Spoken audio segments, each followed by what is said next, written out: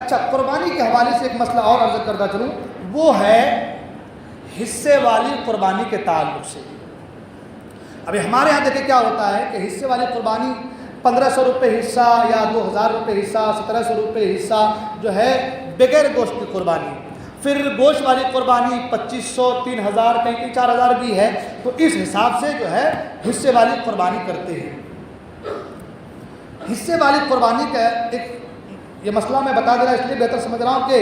بہت سے لوگوں میں خلش کے دلوں میں خلش رہ جاتی ہے، اور پھر وہ آج کل ایسا ہو گیا، فراڈ بھی بہت نکل گئے ہیں۔ وہ قربانی کرتے سو ہماری قربانی ہوئی یا نہیں ہوئی، جیسا کبھی پرسوں کی خبر آئی کہ مالیگاؤں میں جیسے کہ حج کا پیسہ لے کر کے ایک آدمی بھاگ گیا تھا، ایسی بہت سے لوگوں کی قربانی کا پیسہ بھی لے کے ایک آدمی بھاگ گیا، ایسی بات بھی پرسوں آئی ہے۔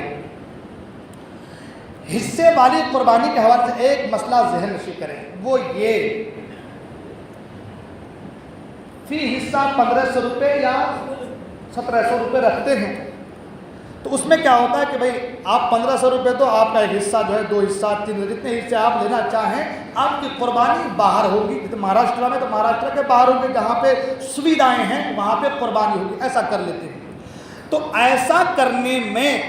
اگر جانور ابھی خریدا نہیں گیا اور اس سے پہلے ہی پیسہ لے لیا گیا تو یہ چیز حرام ہے، اس لیے کہ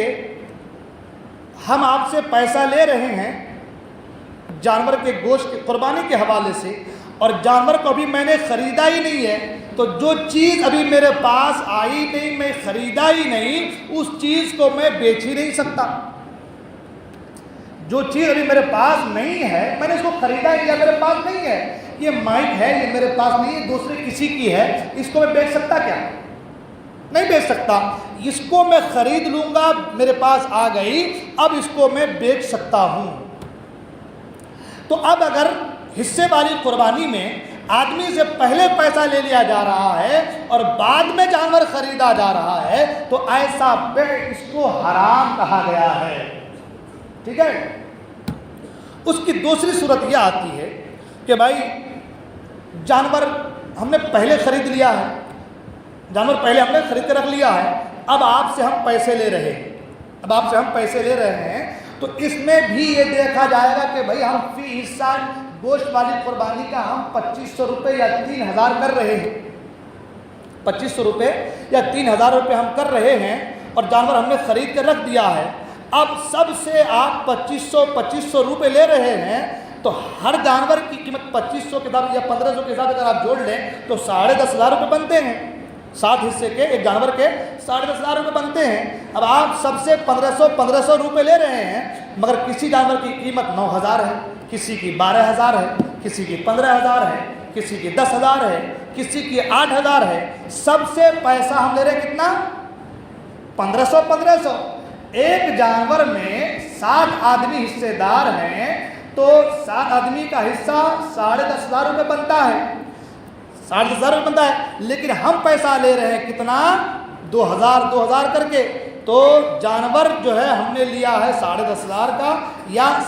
8,000 کا، لیکن 1500 کے حساب سے ہم آپ سے پیسہ وصول کر رہے ہیں 10,500۔ تو یہ جو 2,500 روپے بچے، یہ 2,500 روپے اب جو قربانی کرا رہا ہے ان کو ان لوگوں تک پہنچانا واجب ہے۔